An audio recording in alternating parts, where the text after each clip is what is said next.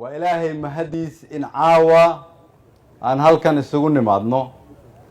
إنه كله كن قف وكسران مقالة مدحذا قل مدوغا دوسم الراب كان وضع شقينا إن سيدي اللورد ما يستري لهاي قيد سعدك ديبردسك قل مدوغ وإذن كيوم مهد علينا يا كسوقيب قلقات كسوقيب قشان iftiin ka halkan ka muuqda wuxuu ahaa mid laga fikiri karo kaliya inuu dhici karo 3 ama 4 bilood ka hor waxaan halkan uga mahad celinayaa guddiga dib u heshiisiinta oo soo qaban qaabiyay shirkan oo shaqo aad u adagna soo qabtay xilliyadii aan soo dhaafnay waxaan sidoo kale u mahad celinayaa wasiir Sabriye iyo wasiir Weheliye iyo dhammaan shaqaalaha wasaaradda arrimaha gudaha oo shaqo weyn soo qabtay bila badan iyo waqti badan soo geliyay hawshan caawa u fadhino waxaan mahad ballaaran u jeedinayaa culimada ahlu sunna kulligood Sheikh Maxamuud Sheikh Ashcari يا شيخ شاكر ومالنتي عن هالكن نمد إلا هدا نجرب تاجنا ددال كيسة يدلقات كيسنا وسبب توين وياها عاوة إن هالكن جوبنا حان آد إذن كقعد صنايا إنسي مقل الله وصبعيه شيخ شاكر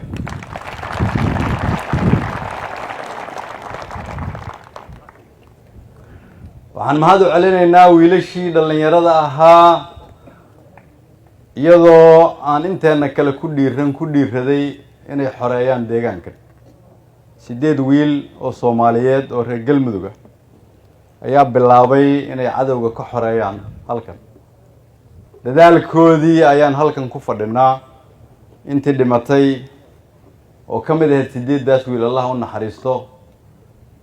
qaar kale oo kamida oo nool 8daas oo anagu la kulmayna waxaan leeyahay abaalkii waa la idin hayaa intii kale oo qayb ka ahayd oo iyaga la sheegina waa mahadsantiin waxaan halkaan ammaan iyo sharaf uga soo jeedinayaa madaxweyne Xaaf oo bilaabay dib u heshiisiinta caawaan halkan u fadhino oo qaatay go'aan geesinimo leh markii uu ku baaqay in Galmudug la mideeyo ayna ka dhacdo doorasho xor iyo xalaal ah nalama jooga caawa madaxweyne Xaaf laakiin dadaalkii uu soo maray inuu Galmudug isu keeno iyo baaqi uu ku baaqay in doorasho la qabto ayaa iyadana sabab u ah inaan caawa halkan joogno waxaan leeyahay madaxweyne Xaaf waa mahadsan tahay dadaalkii aad soo gelisay reer Galmudugna abaalay ku hayaan idinkana waxaan idinka codsanayaa isagoo naga maqan inaan si mug leh isagana sacabada isugu geeyno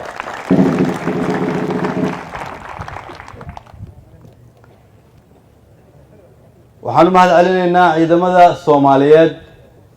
xoogga dalka kuwa la qarameeyay iyo kuwa horeba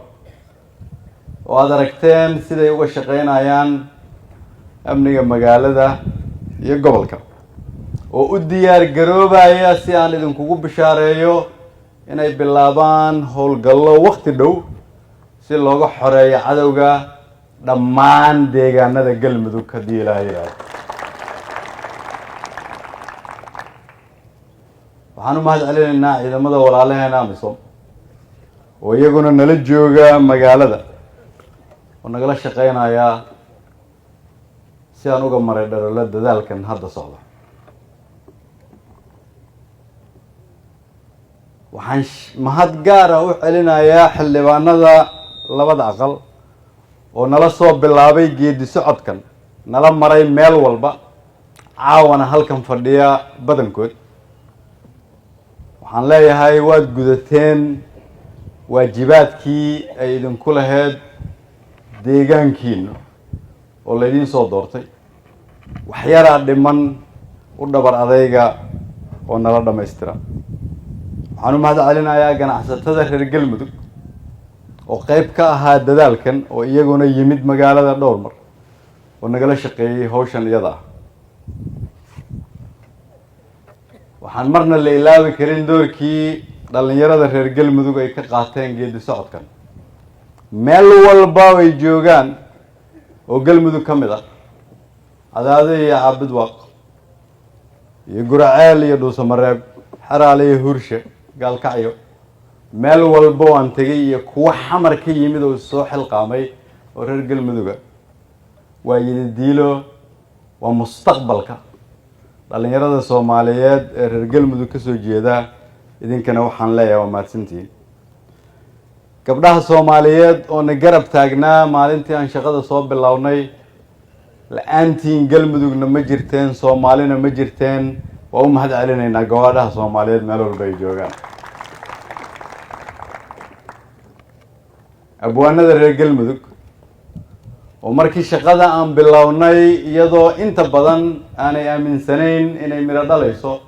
aaminay oo bilaabay inay dadka dhiirigeliyaan, caawana halkan qaarkood joogaan. waa mahadsantihiin, waa mahadsantihiin. odayaashii halkan fadhiya oo meel walba oo aan tegay aan ugu nimid na soo dhaweeyey, albaabada noo furay, guryahooda nagu soo dhaweeyey, waa idin mahad celinaynaa.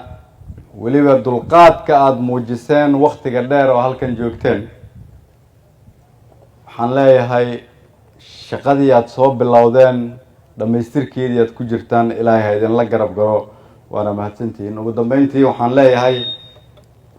beesha caalamka oo reer Galmudug iyaduna garab taagneed, waan aaminsanahay inay muujiyeen dadaal dheeraad ah oo ay tahay kulligeen inaanu mahad celino. dadkaas reer Galmudug oo dhan kulligood waxay fahmeen in Galmudug ay tahay xuduntii dalka isku xiraysay waqooyi iyo koonfur. dadka halkan fadhiya iyo kuwa reer Galmudug oo dhan waxay fahmeen inay Galmudug tahay ahaan jirtay inay xuduntii ganacsiga Soomaaliya, xuduntii xoolaha. waxay fahamsan yihiin inay tahay xuduntii xornimada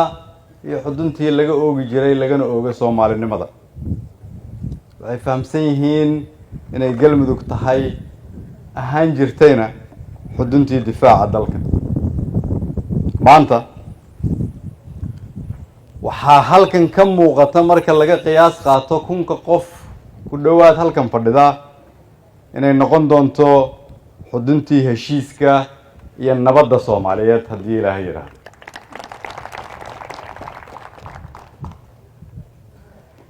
maadaama marka haddii aad tihiin reer Galmudug aada isku raacdeen inay tahay xuduntii dalka, aada og tihiin inay lafdhabar tahay, su-aashii waxa ay tahay siduu u noolaanayaa qof xudunta laga hayo. haddii aan xuduntii daawo loo helin, Soomaaliya daawo loo heli maayo. Galmudugna waa xuduntii ma daaweysno. Galmudug daaweysan, Galmudug nabad ah, Galmudug heshiis ah, Galmudug leh maamul shaqeeya waa horumarka dalka iyo dadka Soomaaliyeed. haddii aan ku sii noolaano Galmudug wax la kala leeyahay oo aan la helin Galmudug wax la wada leeyahay, waxaa khatar ku jira mustaqbalka Galmudug, taasoo khatar gelinaysa mustaqbalka ummadda Soomaaliyeed. waa dhab reer Galmudug inaad xoolaha kala leedihiin, inaad beeraha kala leedihiin, inaad ceelasha kala leedihiin, inaad beelaha aad kala dhalateen aad ku kala abtirsataan sida halkan ba aad ka sheegteen. laakiin caawa iyo berri waxaad u baahan tihiin inaad samaysataan wax aad wada leedihiin oo aad wada difaacdaan. lexjecla idinka wada hayso aada u siman tihiin oo hoggaankeedu galo doorasho xor iyo xalaal ah oo xilkeedu meerta yahay waxaad u baahan tihiin maamul waxaad u baahan tihiin dowlad goboleed galmudug ah dowlad goboleed sida geed weyn ah oo aad wada harsataan oo qoraxda ka hoos gashaan ama aada roobka uga korataan waxaad u baahan tihiin inaad heshaan wax isku kiin soo dhaweey isu kiin keena gogasha maanta fidsan iyo shirkan aan caawa halkan ku daahfurayno waa albaabkii laga gelayay dowladnimada galmudug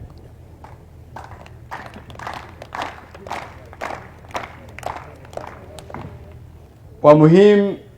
in haddii aan nahay reer galmudug aan ka baranno reer xamarka yidhaahda waa kufay ma xuma laakiin waa kici waayey ayaa xun reer galmudug haddii aan nahay waa inaan aqbalnaa inaan kufnay markaan aqbalna kadib waa inaan dhulka iska qaadnaa waa inaan kacnaa oo aan nabadda ka wada shaqaynaa waa inaan kacnaa oo aan soomaali tusnaa waxaa nala ka aaminsan yahay nabad ayaa la dugsadaa ee colaad lama dugsado nabad aadan waxba ka helin ayaa ka fiican colaad aada wax badan ku heshay waayo waatanay soomaalidu tiraahdo wada doone waa wada daadshe ma doonayno in galmudug ahaato meel qofkii caroodaba uu caradiisa keeno oo col iyo ciidan ka raadsado ma doonayno astaanta galmudug inay saas mar dambe ahaato waxaan doonaynaa inay astaanteennu ahaato nabadda horumarka iyo dowladnimada waxaan rabnaa galmudug inay ahaato muunada soomaalinimada kana faa'iidaysano astaamaha dadkeeda astaamaha dadka galmudug oo ku salaysan inay lihiin dad qiiro leh dad qab leh dad dhaqanka garanaya dad muuqaalka lagu yaqaano ay yihiin soomaalinimo dad aan aqbalayn quursi dad aan ku shaqayn nacayb waa inaan ogaanaa in gogasha la dhigay iyo heshiiska laydinkugu baaqay inay tahay furaha mustaqbalka galmudug oo ku qotoma nabad dowladnimo midnimo wax wadaag wada noolaasho iyo iscafis iscafiskaas isaga ah waxaa shalayto tallaabadii ugu horreysay noo qaaday ilaahay khayr ha siiye reer xeraale iyo reer huushe iyadoo laga walwalsan yahay sidee bay u heshiin doonaan ayay shalayto iskacan qaadeen oo xalayto aan u xafladeynay oo aan ballan qaadnay inaan dhammaystiri doono rajaday galmudug leedahay waxaa kaloo markhaati ka ah warmartiyeedkii ka soo baxay shirkii maanta lagu soo xiray hobyo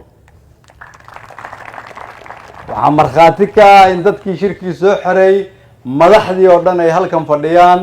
si ay qeyb uga qaataan furitaanka shirka waxaa muuqata galmudug midaysan oo isku imaanaysa haddaba haddii si dhab ah aan u heshiino haddii aan nahay reer galmudug oo ay muhiim tahay waxaa la hubaa inuu ilaahay noo furaayo albaabadiisa naxariista waxaa la hubaa haddii aan si daacad ah oo qalbi ah u heshiino sida ay reer xeraale noo bilaabeen iyo reer huushe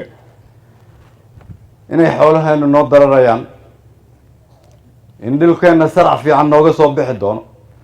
in roob abaaraha joogtada naga joojiya uu noo di'i doono in dhaqaalaheennu ay noo barakoobaan in cilmiga aan barannay ay dadkeenna iyo dalkeenna wax ku tari doono ma jirto maanta sabab dambe oo aan isku diidno haddii aan nahay dad Soomaaliyeed ama reer Galmudug ma jirto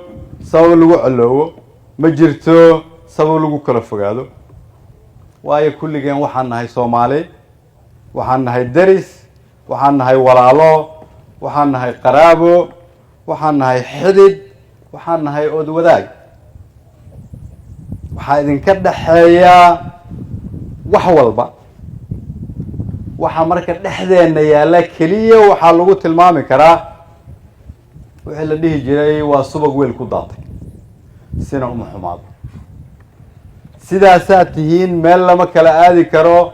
odayaashina dhaqanka way noo fadhiyaan haddaba si aan u heshiino ama aad u heshiisaan nidaam iyo maamul loo dhan yahay loo sameeyo waxaa muhiim ah inaan isla garanno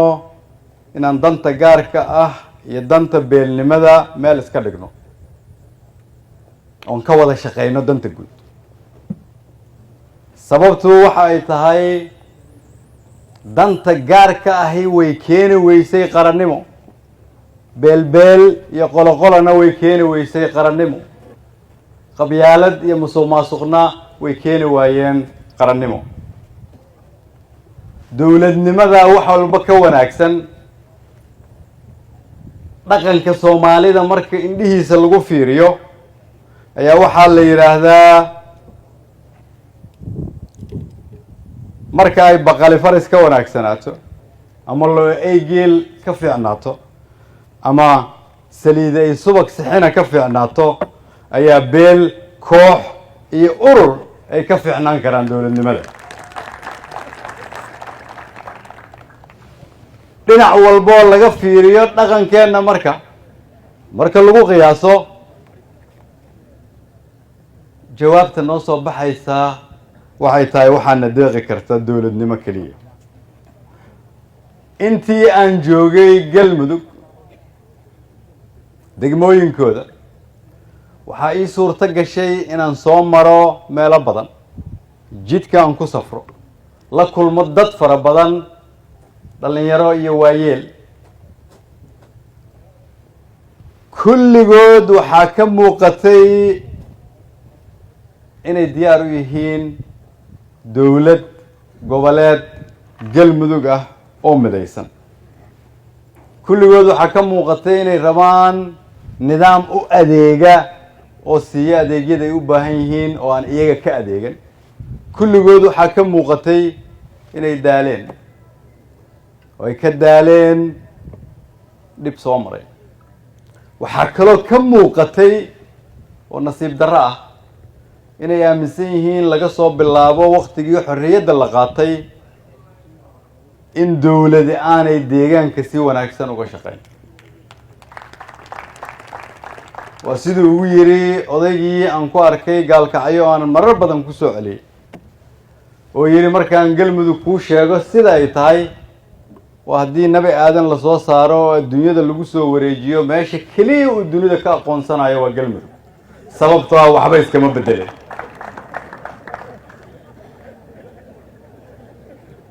oday reer Galmuduga oo rabay inuu si sahlan ii fahamsiiyo waxa ay reer Galmudug tabanayaan ayaa ii sheegay arrinka macnaheedu waxay tahay dadkeena siyaasiyiinta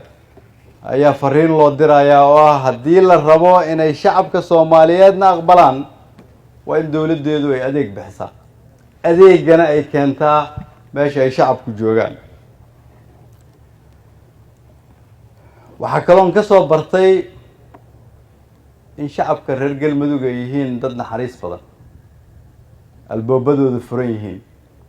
kulligood kaliya ay u baahan yihiin in lala fariisto la dhageysto lala hadlo looga garaabo wixii looga khaldan yahay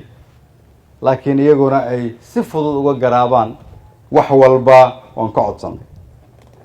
maadaama marka rabitaanka shacabkeenu uu yahay midnimo iyo dowladnimo waa in idinka madaxda ah oo halkan fadhiya siyaasiyiin rag iyo dumar odayaal dhaqameed وأنا نكرر مينار ربيتان كشعبك كان وضع شغينا دنت جود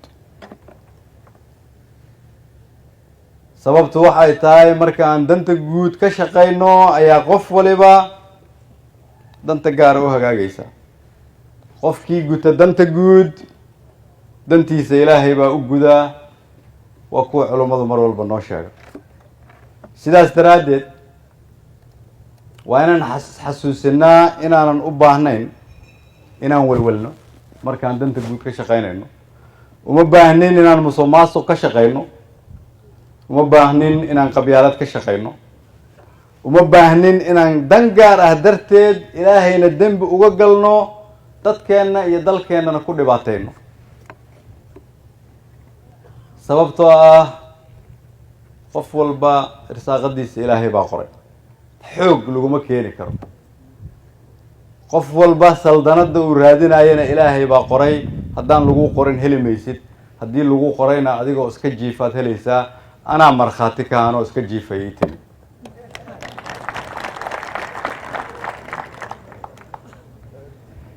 شركة المركة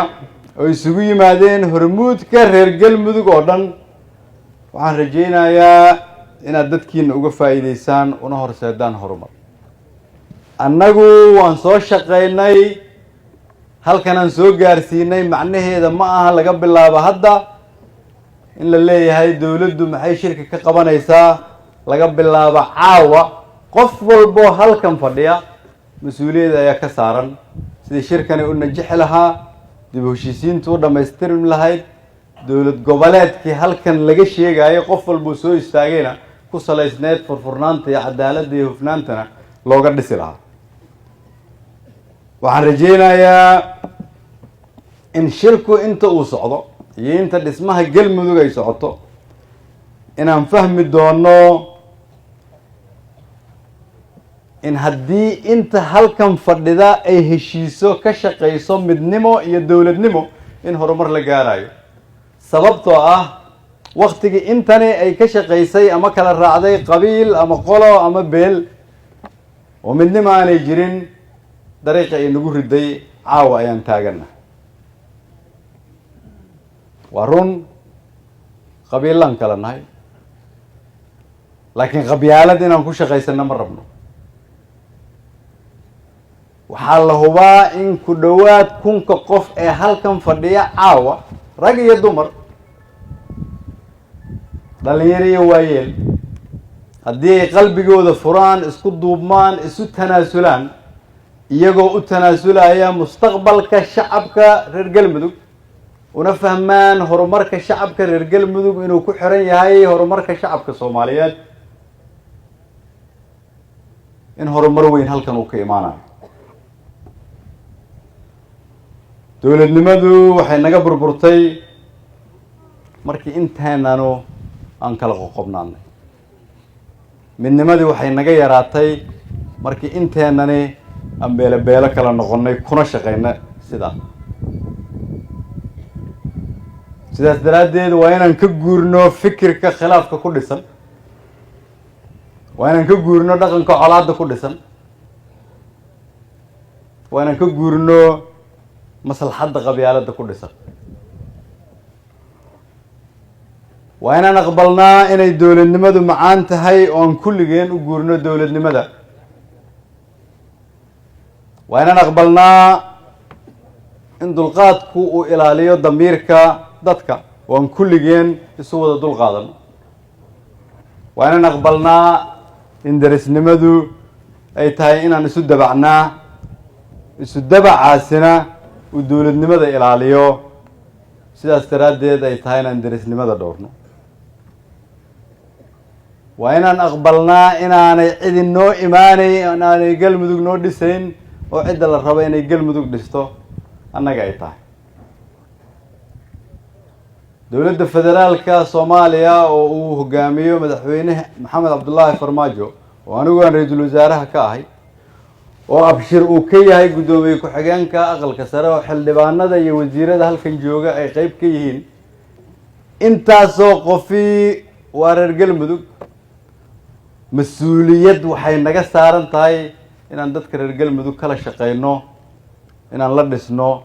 nidaam ay iyagu leeyihiin dhibka ka saara caruurta mustaqbalka u horseeda. madaxweynaha iyo ra'iisul wasaaruhuna waxay ballan qaadayaan in nidaamkani uu noqdo nidaam hufan oo horseeda galmudug mustaqbal leh. dadka halkan fadhiya dowlad